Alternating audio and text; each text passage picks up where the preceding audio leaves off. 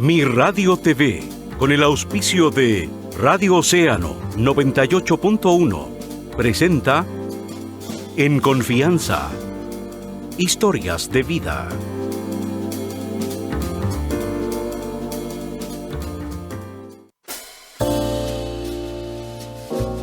Hola, ¿cómo están? Gusto de saludarlos. Bienvenidos a En Confianza, historias de vida. Es nuestro tercer capítulo. El invitado de hoy es un coquimbano neto. Es un hombre nacido en el puerto con una carrera profesional muy destacada en nuestra región de Coquimbo. Es de profesión abogado, es empresario. Fue presidente de Coquimbo Unido en la época en que estaban los brasileños Liminha, Torino, Bené. Fue autoridad cuando estaba el gobierno militar. Fue notario. Fue presidente de la ANFP, tiene miles de historias, tiene anécdotas muy importantes que van a ser trascendentales para la historia principalmente del puerto de Coquimbo y de Coquimbo Unido.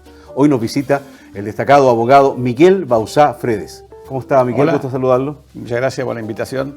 Encantado de tenerlo acá, hacía años que no tenía la posibilidad de conversar con usted. ¿Cómo está la salud? ¿Bien? Estupendo. ¿Sí? ¿Sí? ¿La pandemia no hizo ningún Nunca daño?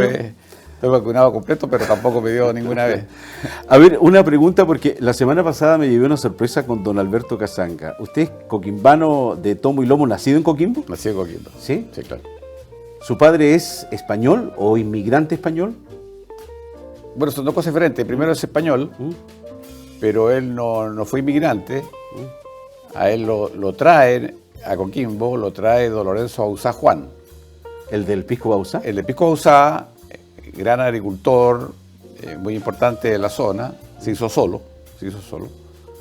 Ya, él llega, bueno, final del siglo XVIII, principio del XIX, don Lorenzo Bauzá Juan, y ya teniendo cierta edad, él se da cuenta que no tiene descendencia, y se va a hablar con su hermano, ya, don Rafael Bauzá, que tenía dos hijos, mi papá, ¿cierto? Rafael es su abuelo. Claro, Ya. y su hermana, mi papá, doña Isabel, y le dice que se venga a Coquimbo, mi papá tenía 18, 19 años, antes de la Guerra Civil Española, ¿De qué región era?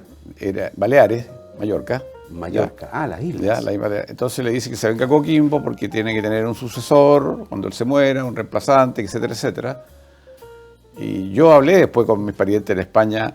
Fue una decisión muy difícil porque a la madre de mi papá se negó siempre a que se viniera a Chile, Mira, porque era el único hijo hombre. ¿Ya? Bueno, pero tanto insistió don Lorenzo, don Rafael al final se decidió, y mi papá llegó aquí 17, 18 años, estuvo algunos años con don Lorenzo Bauzá Juan. Mi papá me contaba en ese tiempo, bueno, auto, chofer, eran los latifundistas un poco de la época, ¿ya? Era su costumbre.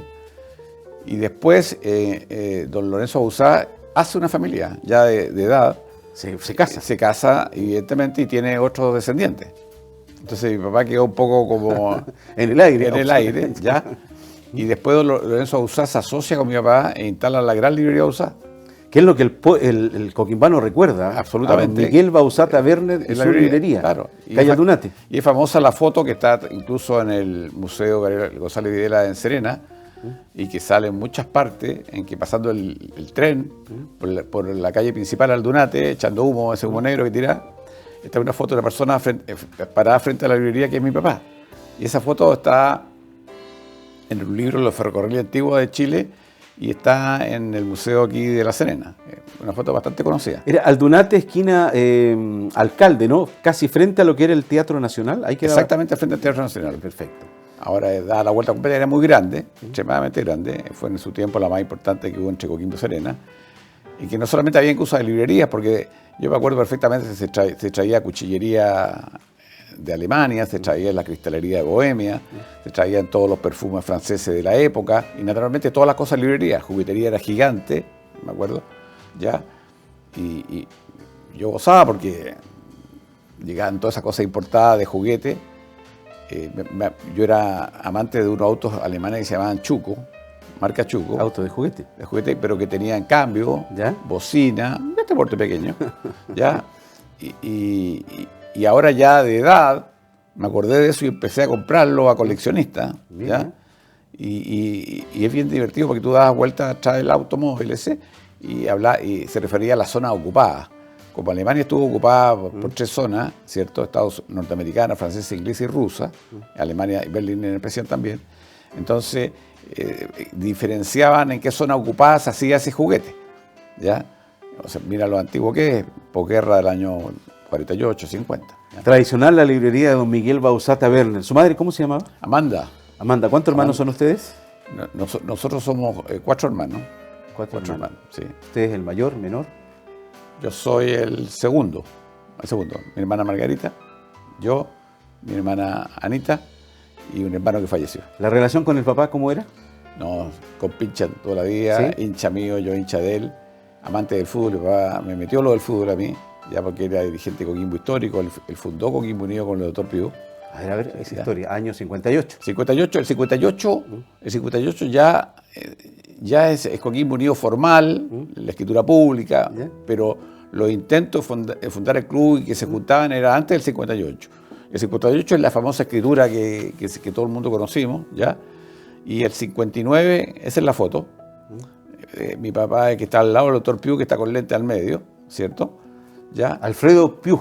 Sí, el doctor Piu era traumatólogo en el hospital de Coquimbo. Fue el primer presidente de Coquimbo. El primer histórico de Coquimbo. Y mi papá siempre fue el primer vicepresidente. El doctor Piu duró como 7, 8 años presidente y mi papá duró como 7, 8 años presidente. Siempre estuvieron juntos. Ya. Y yo me acuerdo perfectamente, porque a mi papá le gustaba viajar con el equipo. En esos tiempos se viajaba en el Ande Marbus. Y yo lo acompañaba. Tenía oficinas en el Empalme. Claro, y yo lo acompañaba. Y tenía 7 años, 6 años. Y íbamos a Calera, íbamos a Quillota, qué sé yo.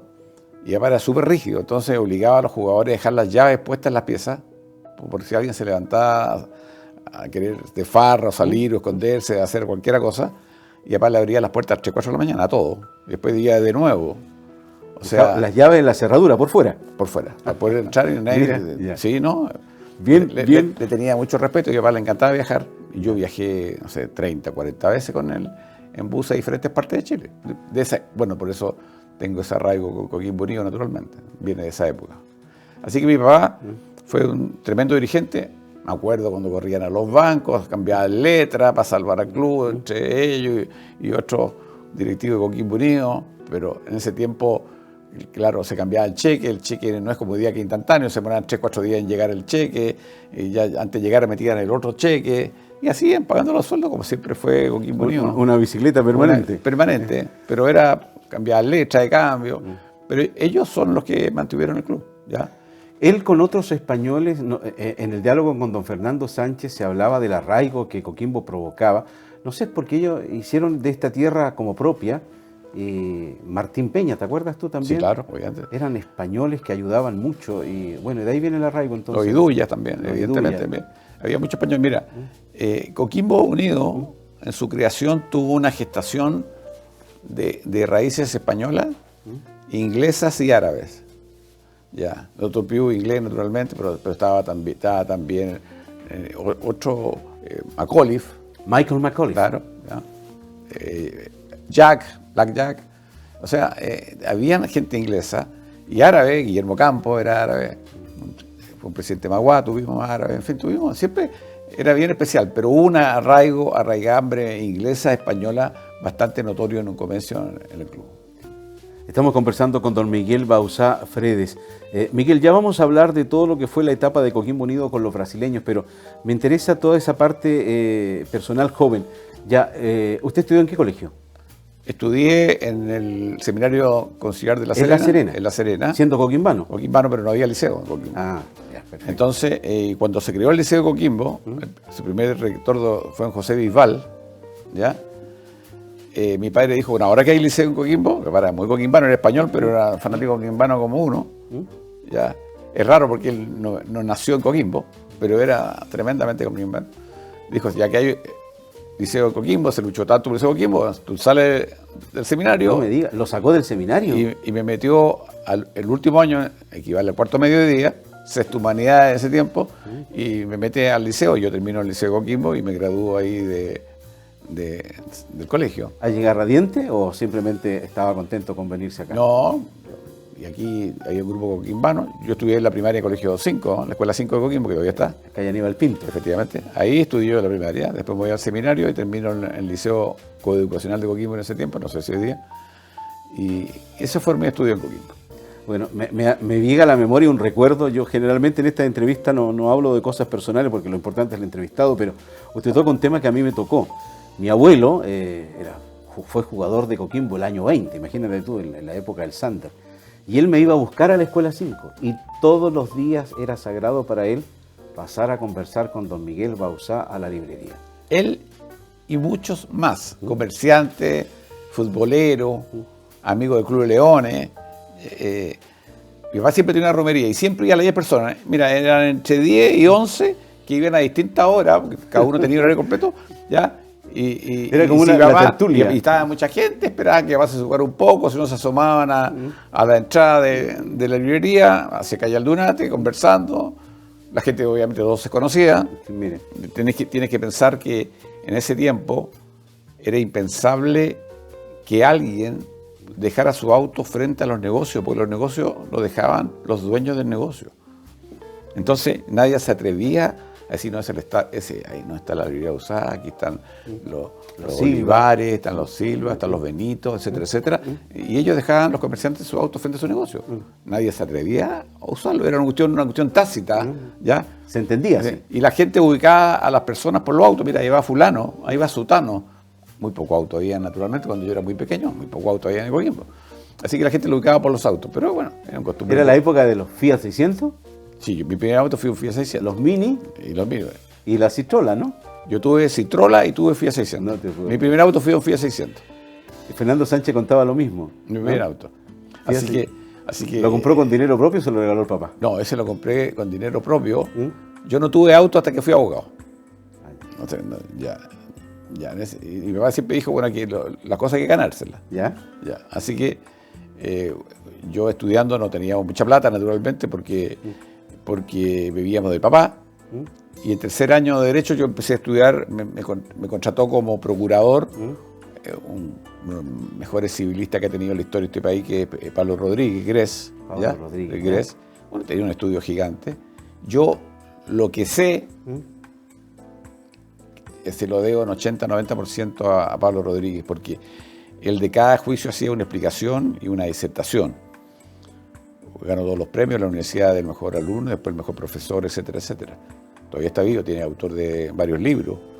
Hoy debe tener cerca de 90 años ya, ¿no? Sí, 90 y tantos, ¿Sí? que yo naturalmente. Sí. 90 y tantos, todavía está vivo. ¿Y usted fue procurador de su estudio? Claro, procurador durante 4 años. Mientras estudiaba en Santiago. Sí, desde tercer año, cuarto y quinto, año de práctica, los 4. Él me ofrece después quedarme en su estudio.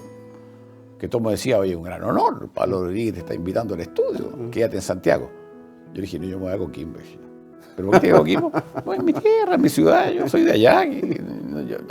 Yo no me hallo en Santiago, nunca me gustó Santiago. Ya. Ese tiempo era menos complicado, mucho menos peligroso. Naturalmente, tú puedes llegar a cualquier hora de la noche, nadie te iba a asaltar. Es impensable salir de noche, a pie menos. Claro.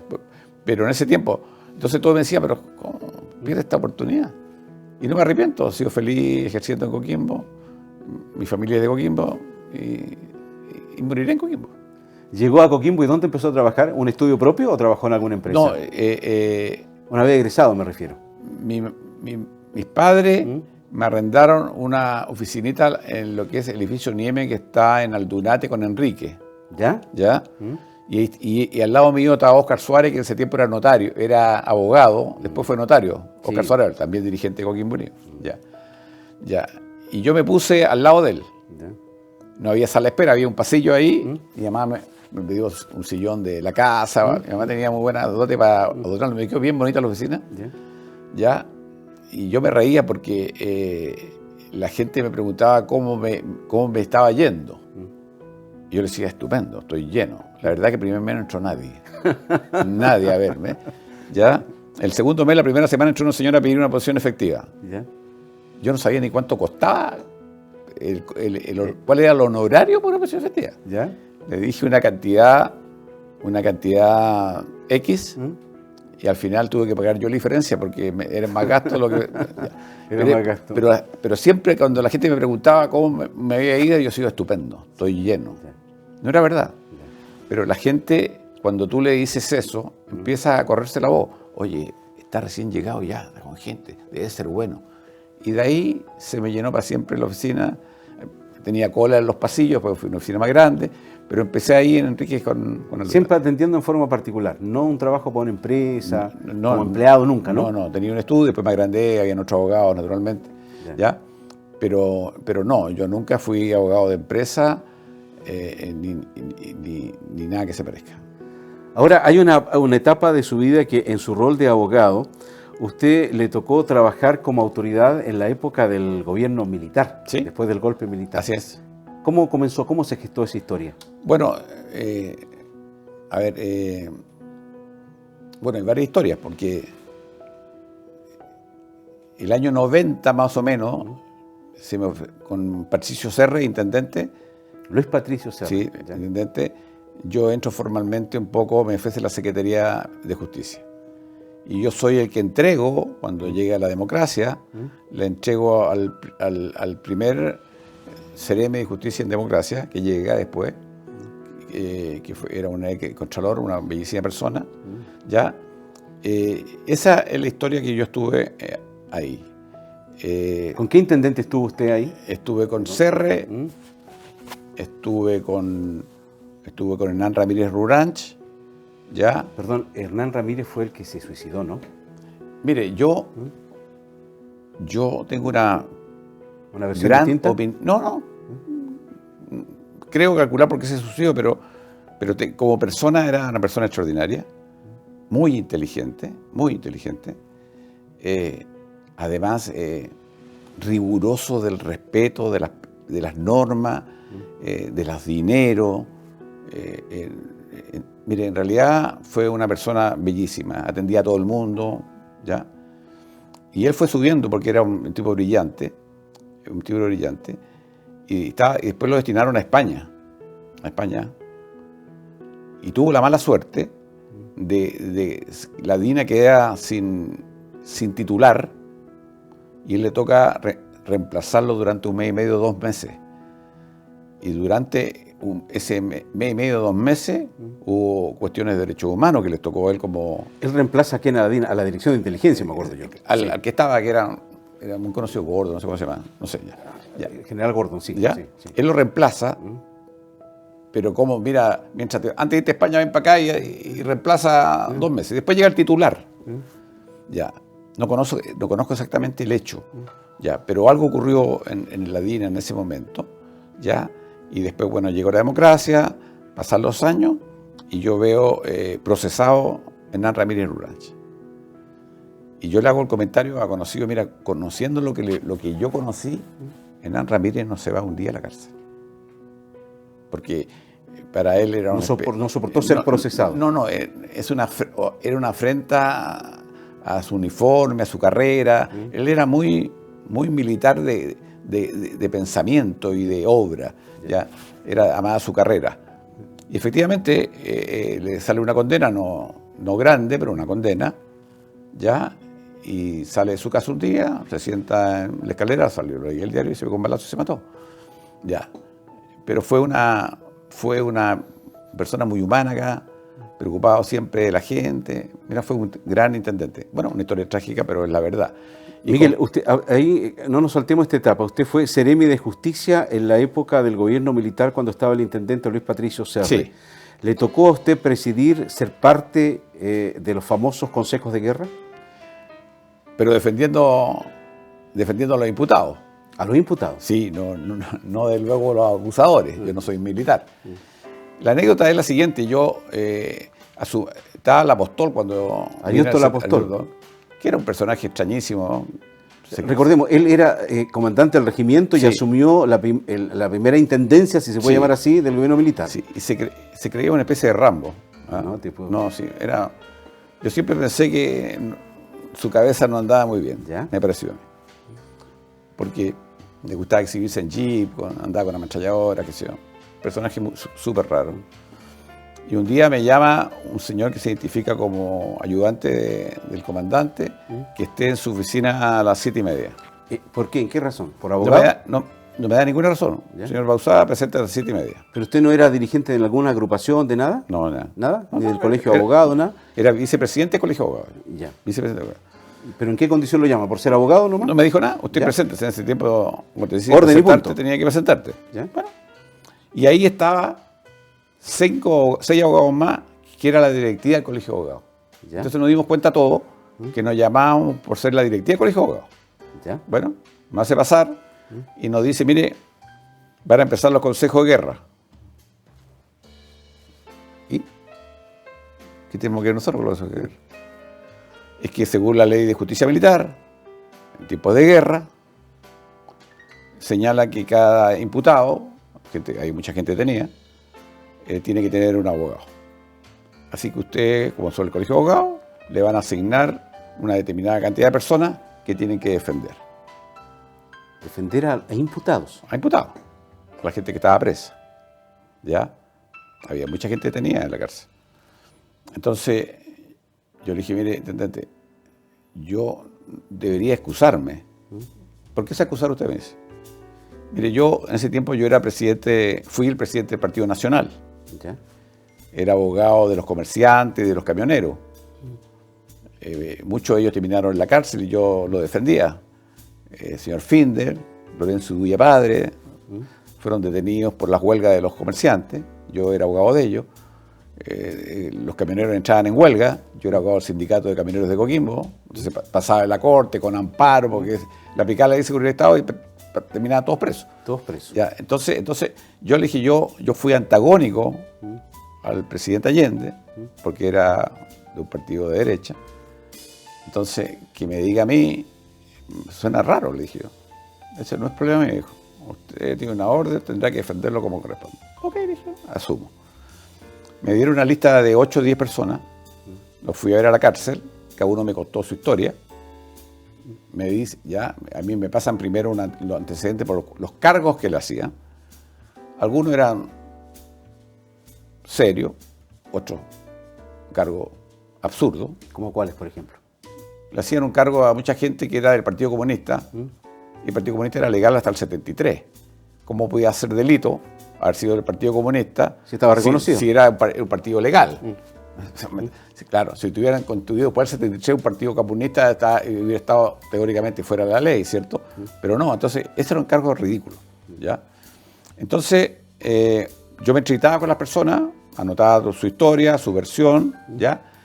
Y yo nunca, de luego, ninguno de los abogados que estábamos ahí defendiendo a los detenidos había estado jamás en un consejo de guerra, naturalmente, no sabíamos ni cómo era. Bueno, llegamos al regimiento Arica, ya eso era un poco intimidante, no era un tribunal imparcial, ¿cierto? Bueno, llegamos al regimiento Arica y con mi primer cliente, digamos, entre comillas, Defendido, ¿ya? cliente por decir una palabra, de luego no era remunerado. Bueno, y el código te exigía en ese tiempo, no sé si hoy día, que el alegato en tiempo tiene que ser parado, De pie. y no verbal. Hoy día el alegato a la corte, tú vas a la corte, tienes que alegar verbalmente, no puedes tener una minuta escrita. Pero en el Consejo de Guerra tienes que ser escrito, entonces tú tienes que escribir tu alegato. Llevar una minuta, escribirlo y leerlo. Y leerlo completo. Perfecto. Y ese es tu alegato completo, ni una coma Perfecto. más ni una coma menos. ¿Ya? ¿Ya? Y después esa copia tú la entregabas al presidente o al auditor del Consejo de Guerra. Era bastante intimidante porque el Consejo de Guerra eran militares con tenida de combate. No era un uniforme de un señor bien elegantito, militar, de esa uniforme de fiesta. Parecían boinas negras. Claro. Entonces, está la arma arriba. Lo presidía felizmente Pancho Álvarez, que era abogado. Parece que él estudió, tengo entendido, en la escuela militar. ¿Ya? Así que después fue oficial de reserva y asumió que era abogado, creo que estaba de presidente. Formaba parte. Bueno, hice mi alegato, ¿ya? Creo que bastante bueno, según me parecía a mí, por lo menos, ¿ya? Y pedí la absolución o una pena inferior, etcétera, etcétera. Me hicieron algunas preguntas, tal cosa, qué sé yo. Bueno, me había explicado bien el detenido, más o menos de qué se trataba, su versión era bastante coherente en muchas cosas, qué sé yo. Bueno, terminó, se lleva el detenido, espere, se quitaremos una sentencia, qué sé yo, esperamos un tiempo. Y pues, al final no terminaron, me llamaron el otro día, voy a buscar la sentencia, me dice, mira, don fulano tal, me la leen, está condenado a 15 años. Yo le dije, 15 años, ¿cómo le digo a mi cliente, entre comillas? Hoy te dieron 15 años. Entonces no había cómo decirle. Me fui a la cárcel, hablé con él y llegué con una cara, parece que un poco seria, no sé. Ya, perfecto. Y me ve, y nunca se me olvidaron, y me dice, me van a fusilar, ¿cierto? No, le dije, te dieron 15 años. Se abraza, se pone a llorar. ¿Te abraza a ti? Sí, se pone a llorar, me salvó la vida, abogado, qué sé yo. Bueno, y alegué varias veces, después más por otras personas. Felizmente nunca me tocaron uno que lo hubieran fusilado. ¿Ya? De todas las personas que usted defendió, ¿nunca No, le correspondió a alguno de esos defendidos que fusilaran después? No.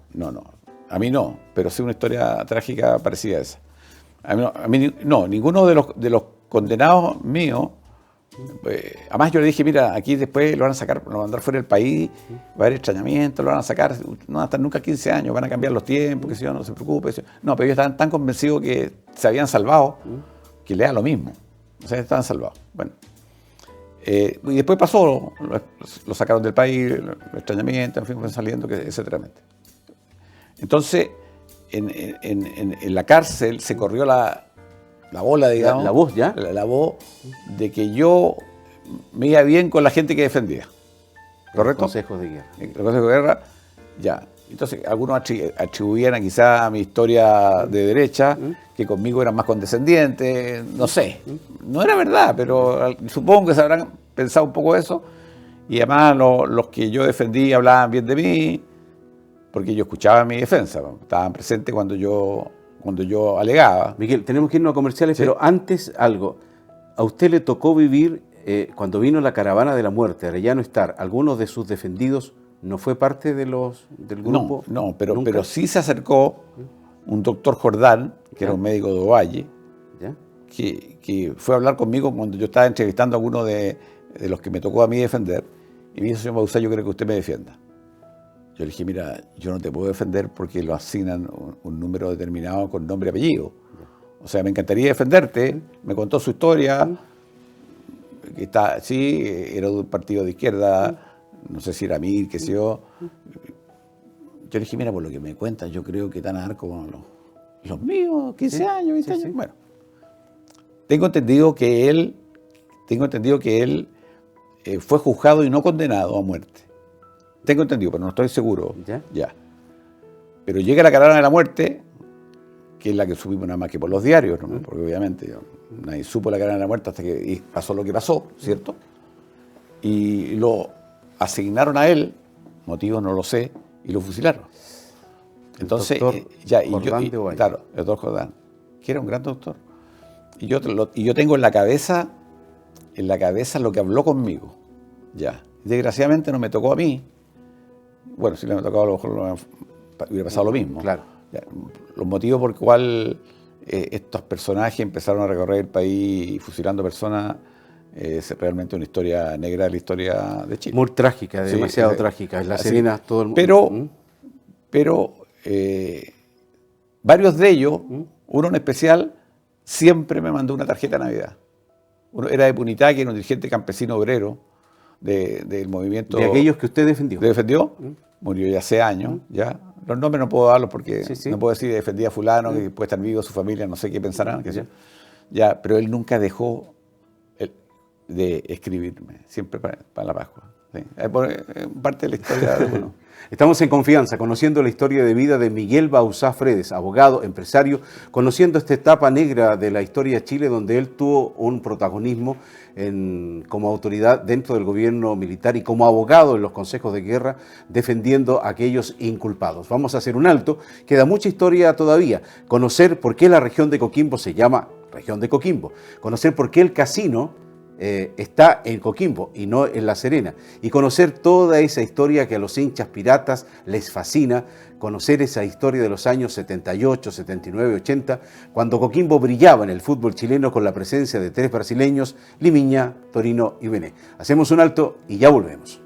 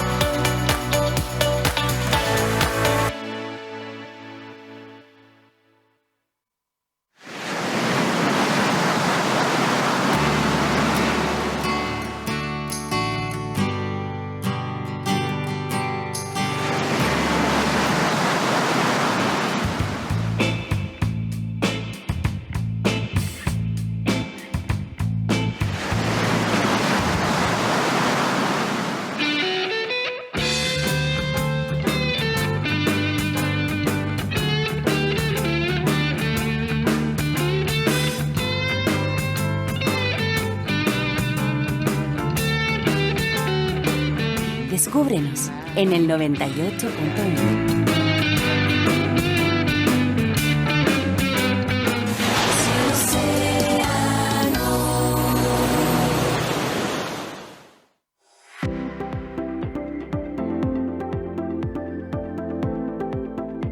Adquirir un departamento en Edificio Baquedano es un muy buen negocio.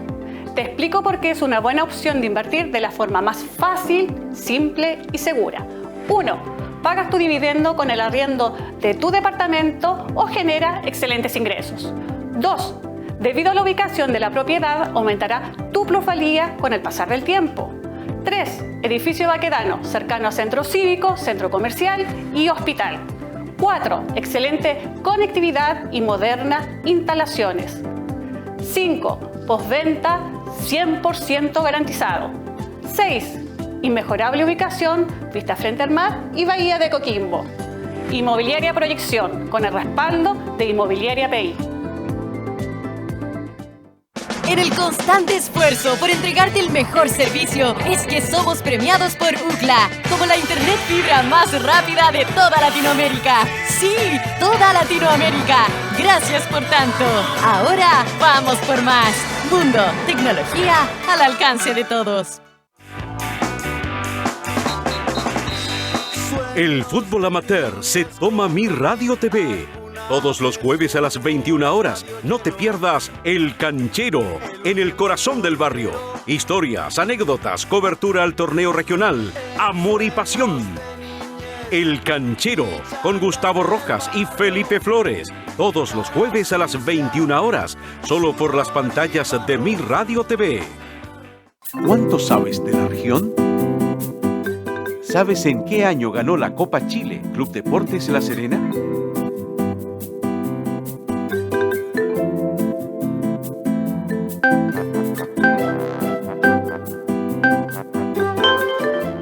La respuesta correcta es C, en 1960. Deportes La Serena derrotó por 4-1 a Santiago Wanderers, coronándose campeón del torneo de Copa Chile en el Estadio La Portada.